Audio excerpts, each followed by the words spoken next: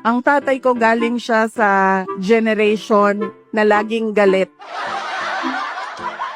Maalala ko, sinabi niya talaga sa akin, paulit-ulit habang ako ay lumalaki, ikaw, hindi ka tao sa paningin ko. Napaisip ako, pusa o aso? Hindi ka tao sa paningin ko kung hindi ka abogado o doktor. Alam mo, kung hindi mo ayusin yung law school mo, magiging kabit ka lang ng politiko. Pwede ka mag-aral ng mabuti, magiging halaman ka lang dyan sa gilid.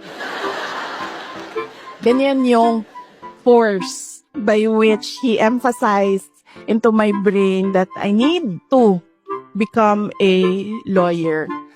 Hindi sa nanay ko dahil ang nanay ko sobrang supportive nun. Kahit maging halaman ako, didiligan ako nun eh. Ganyan kabait ang nanay ko.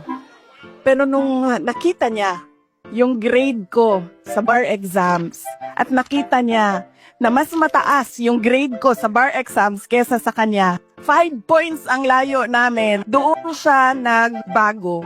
Pag every time nababanggit yung grade sa bar, hindi na siya talaga nagsasalita.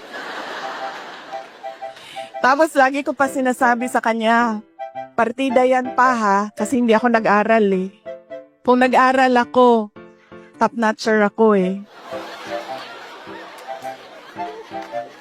So ngayon, tao na ako. Buong tao na ako sa paningin niya.